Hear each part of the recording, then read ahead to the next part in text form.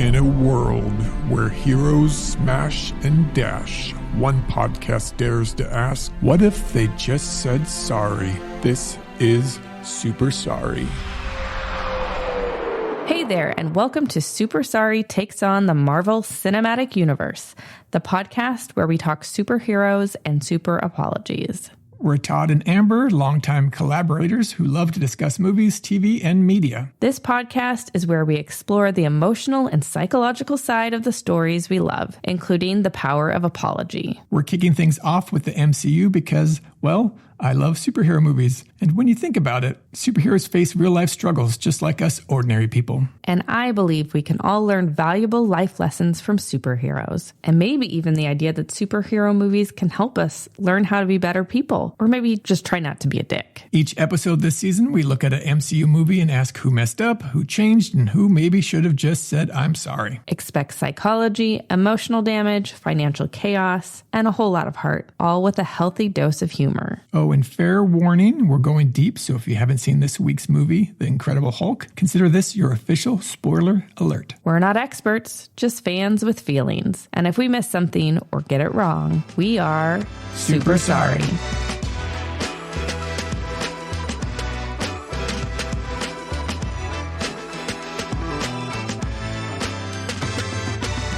Before we get into it, here's a quick recap of The Incredible Hulk. Spoilers ahead. If you haven't seen The Hulk, now's your chance to polish and catch up. You can find it on Disney+. If you have seen the film but you need a refresher, check out the link to Marvel's The Incredible Hulk site in our show notes. You'll find character profiles, trailers, and more. Here's our quick recap. Bruce Banner is a brilliant scientist on the run after a gamma radiation experiment goes wrong, transforming him into the Hulk whenever his anger spikes. Hiding out in Brazil, Bruce searches for a cure while evading the U.S. military. But General Ross has other plans, and his relentless pursuit leads to the creation of a new monster, the Abomination, culminating in a brutal showdown battle in Harlem. The story dives into themes of control, identity, and the fear of becoming the very thing you're trying to escape. And now that we're all caught up, let's get into the apology audit. And it's time for the apology audit, where we each pick one fire apology that worked, so think fire emoji, and one major misfire, an apology that technically happened but didn't quite stick the landing, so think like a cold face emoji. From my count, there are 6 existing apologies in the movie from various characters, and Amber's going to start us off with her number 1 fire pick. So I'll preface this by saying I thought the apologies in this movie were so lousy. Not many good ones to choose from, in my opinion. And I was specifically looking for apologies that were stated, an actual apology. But it was hard because there's barely any. Only a couple. Yeah. And I know you counted 6, but I'm not even sure if that... Yeah, I mean, I guess that's a good qualifier. It definitely includes very specific, the words, I'm sorry, and then also like being apologetic through their actions. All right. So with all that being said, my choice for the best apology in the film was when Bruce Banner is apologizing to Betty in the helicopter towards the end of the film. Just for a little bit of context, it's after it's really clear that Abomination, aka Emil Blonsky, needs to be stopped because he's just like wreaking havoc on Harlem. And the only answer that they can seem to come up with in the moment, and it's really only Bruce can come up with it, that he needs to Hulk out, even though he's technically Bruce Banner. So he decides to jump out of the helicopter to save Harlem, but first Betty tries to stop him, and she's like, basically says, you don't even know if you're going to change because he can't control it up to this point in time. And Bruce actually says the words, sorry.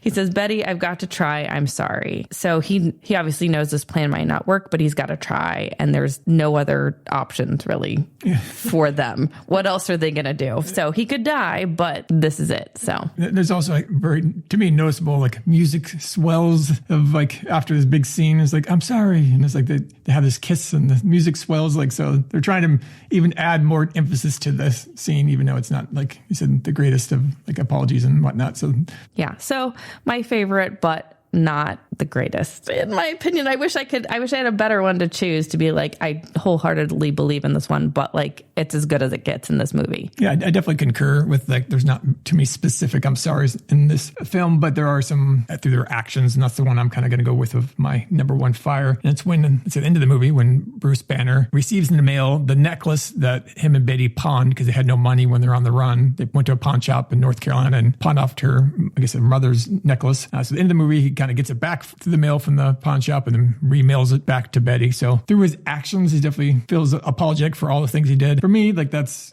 again, trying to, make up for his past mistakes. That's not the most fire, but a little little smoke there for my number one apology. I will say in that scene where she says, oh, we need to sell this necklace so we can get some money. And Bruce in that moment, he's like sort of concerned, but not really that concerned. Yeah. So. And she's like, oh, we'll just have to get it back then. Like he's basically like, are you sure you want to? And she says, yeah, we'll have to get it back then. But I wonder if he is buying it from the pawn shop. Did he give her a heads up that he was buying it? What if she went back to the pawn shop and was trying to get it?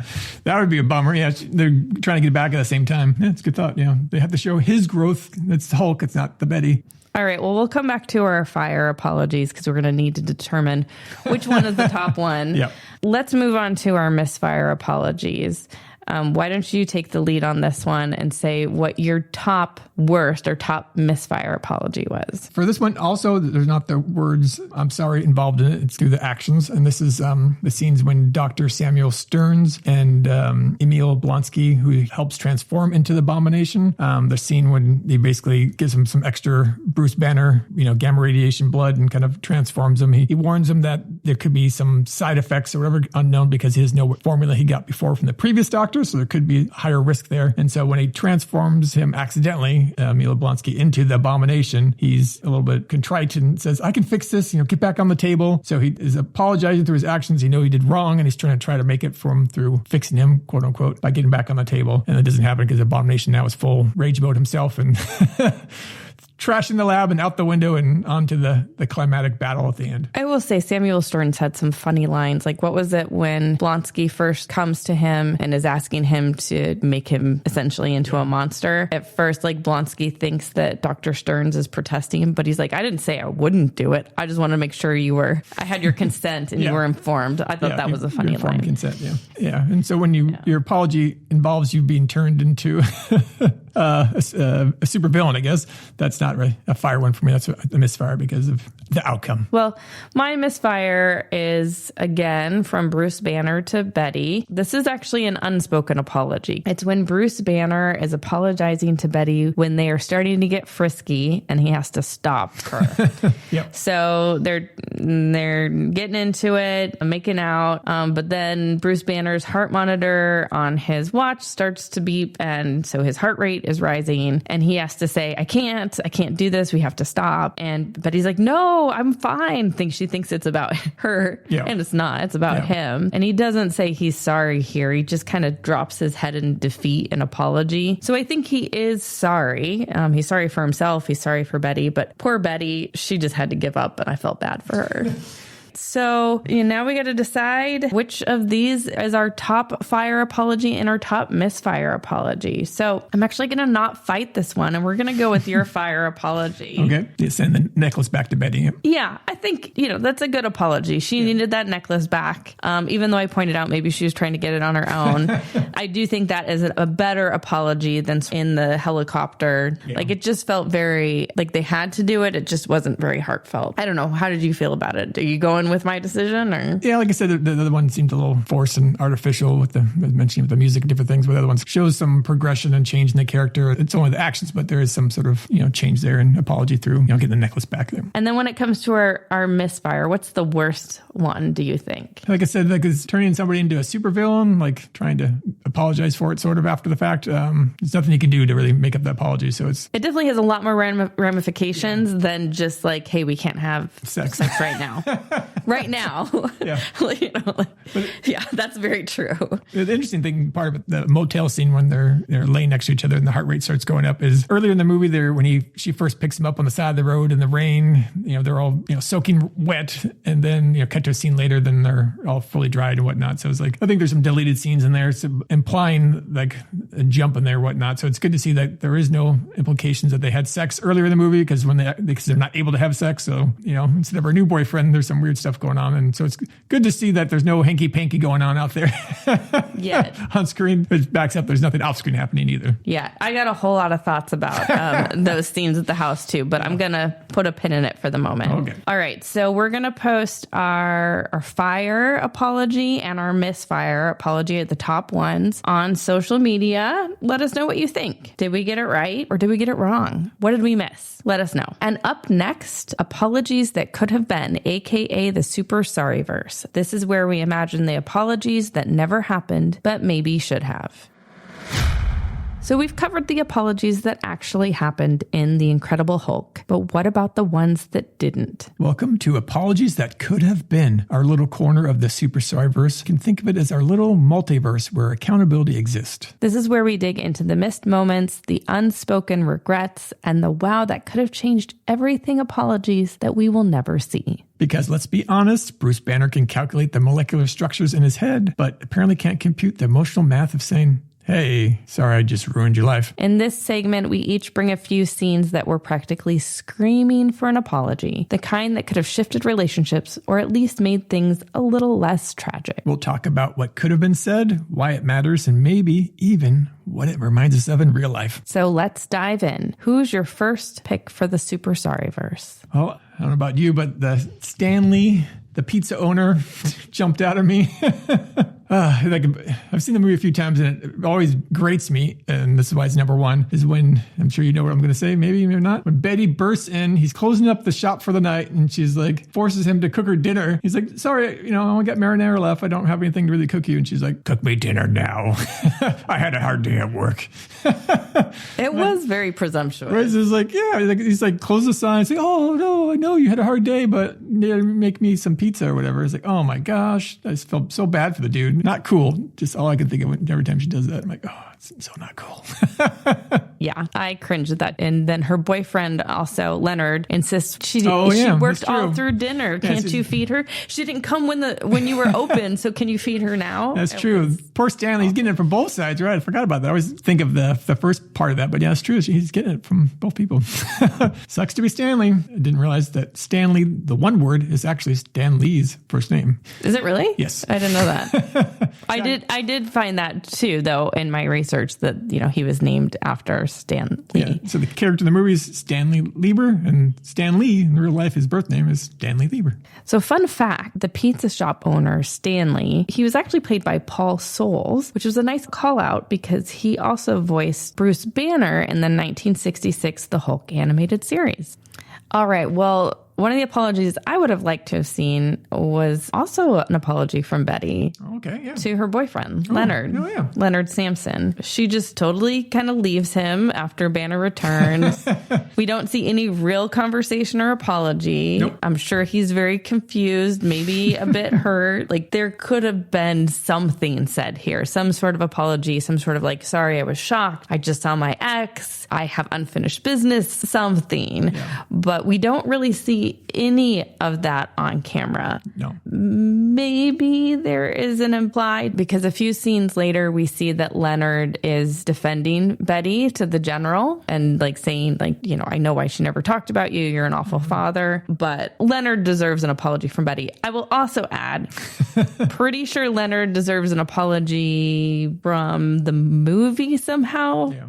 Because they depict Betty going to get Banner in the rainstorm, taking him home. Mm-hmm. They have shots of each of them solo in their own beds. Yep. And then later, when it shows that Leonard, the boyfriend, is at the house, like when the general and everyone is there, and they imply that he called them to let them know. Yeah.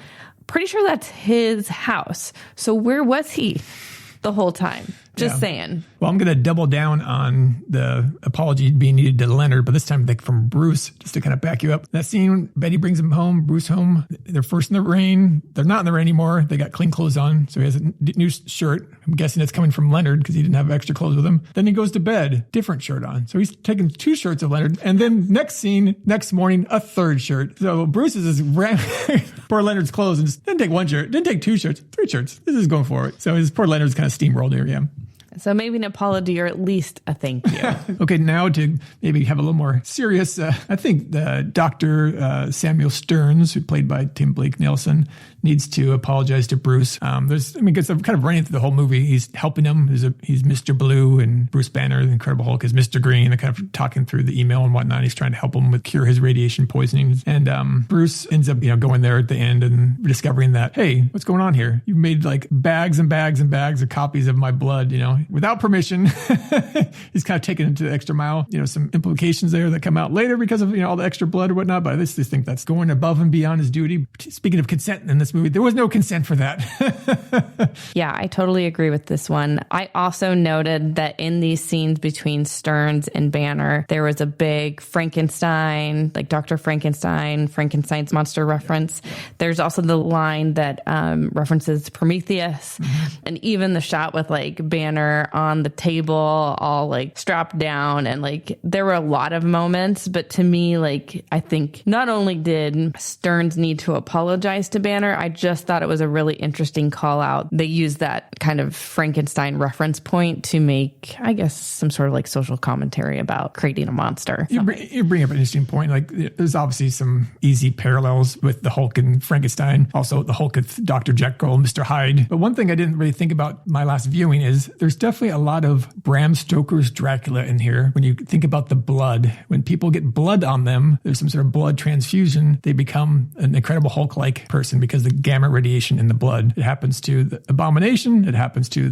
Dr. Stearns, Mr. Blue, who, off camera, things happen there. It also happens to Stan Lee himself when he drinks the soda, the green soda that comes from Brazil. He gets some radiation poisoning. It's mentioned by Dr. Ross. So there's a lot of people, and blood changing between different characters, similar to Dracula, is also in there. So it's a lot of horror elements, even more than I think I thought, originally kind of going into it. Yeah, that's a good call out with the blood. Just noting that's Stan Lee, the Marvel creator, not Stan Lee, the pizza shop owner. Correct. Yes. Good clarification. Yeah, I totally agree with this one. And yet another apology I would have liked to have seen is an apology from Betty, General Ross, and Bruce Banner to just about everybody.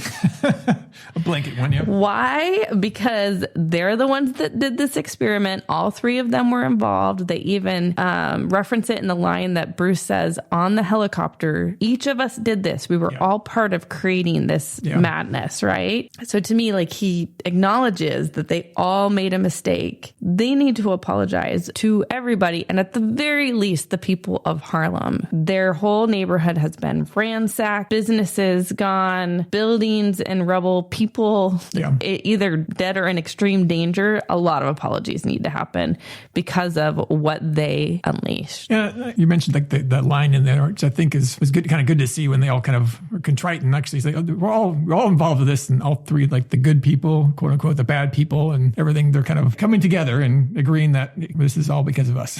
Yeah. Though I'm not sure I ever saw General Ross like take any accountability, but he didn't protest in that moment. For me, kind of going back into something a little more fun, the whole Stan Lee, the pizza shop owner, he has Bruce Banner delivering some pizzas, sends them out to the campus of Culver University. And there's kind of 2 things I want to call out that I think needs apologies. First is Bruce Banner giving the extra medium pizza to Lou Ferrigno. Like that guy's jacked. Like he doesn't need those extra carbs. Like he's wrecked his diet for the day. And then also Martin Starr, the real name for the actor, I don't think this is a student at Culver University.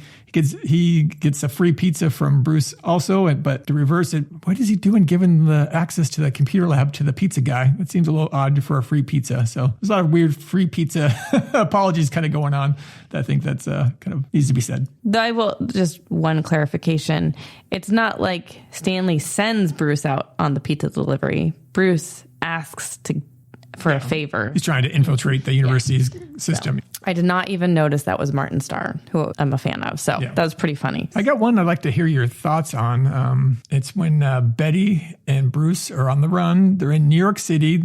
they're looking at the subway map. Should we take a subway? No, we're going to take a taxi. So they get in the taxi. The taxi driver is getting them from point A to point B as quickly as possible, as you want your taxi driver to do, and not just ring up your bill by going slow and causing you to pay extra money. So the taxi driver gets them there very quickly, and Betty is very angry about kind of being tossed around the car, which is probably understandable. But do you notice that Betty doesn't give him any money? Not a 2 cents, no tip, no nothing. She gets out, slams the door, and just yells at him, and off she goes. Yeah, she should have paid, clearly.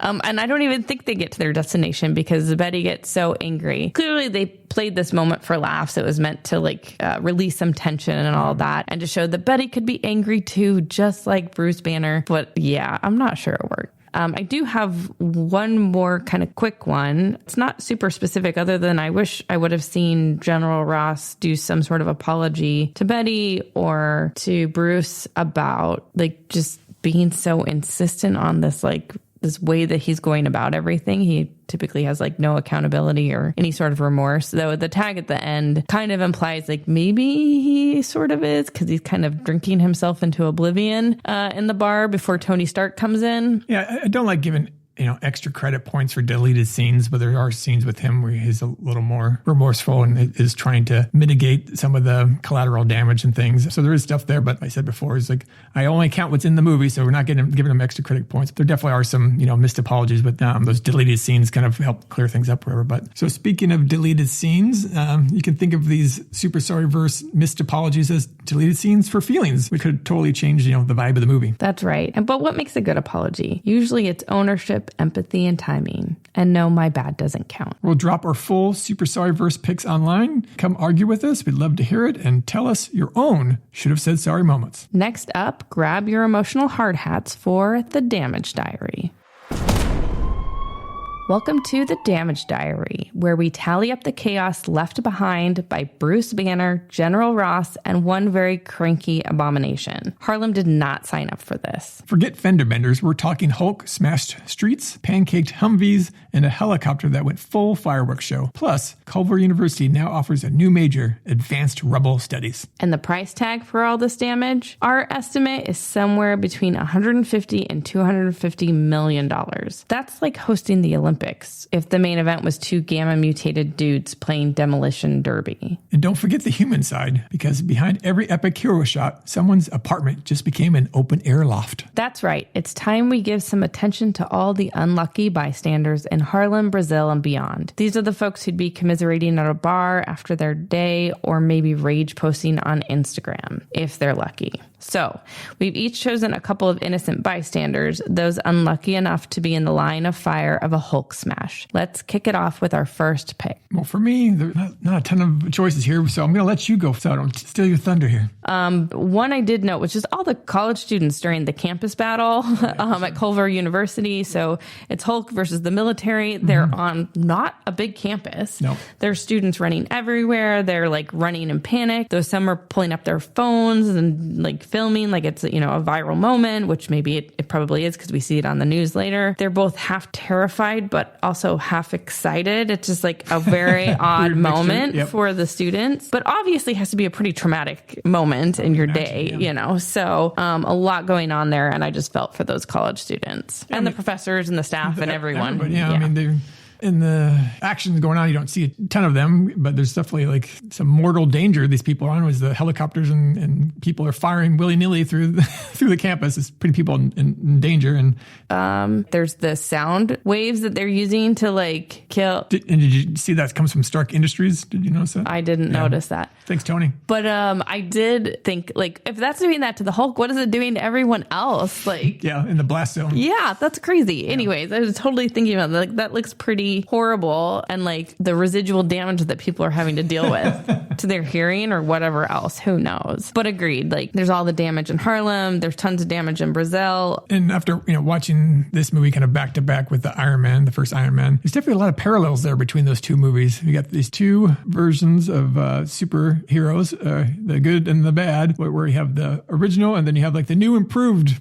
bad guy. So they have Iron Man, the first movie, which has Ironmonger, the new improved Iron Man suit, and then you you have Hulk with the new improved Abomination monster, except for one's in New York and one's Los Angeles, but there's a lot of destruction and collateral damage happened in this big battle between the... Yeah, isn't that interesting that like the first version is the good version, the second version is the bad version somehow? Can't improve on because humans have taken it too far? Is that what it is? I don't know. I don't know what the commentary is there. I guess science has taken it too far, some of the stuff, right? It's gotten to the wrong hands. I'm sure there's been major thematic studies on this that we just don't have at hand on the fly here. I'm sure. Another kind of innocent bystander that kind of has his whole life kind of ruined because of the action of Bruce Banner. Going back to Brazil, if you remember, he's working at this drink factory, and then General Ross is trailing him, and they're running through the streets, and he's looking for somewhere to hide. He goes back to the place he works, the drink factory. He can go anywhere in Brazil, but maybe because it's comfortable, he thinks he can hide there, but he brings danger and destruction to his place of work, and who it seemed like had a pretty good relationship with his boss there when he was fixing the machine earlier in the movie. So this poor guy's drink factory gets destroyed because of Bruce taking the fight to there. So instead of going somewhere else, poor guy. Yeah, that does suck. I will say, we also see the innocent bystander of the actual Stan Lee drinking the Bruce Banner blood-tainted soda, which, is he technically an innocent bystander? No, because he created the Hulk. But, that would suck to drink a soda that was tainted with gamma blood. And I do have a line there that makes sure that everybody knows that it doesn't kill him. So it's good to know. He's lived to fight another day. But still impacted, clearly. For sure. Yeah. Well, that's it for Damage Diary, because behind every epic battle scene, someone's left holding the bill and maybe wondering if Hulk Smash also applies to their insurance premium. Up next, our biggest takeaway.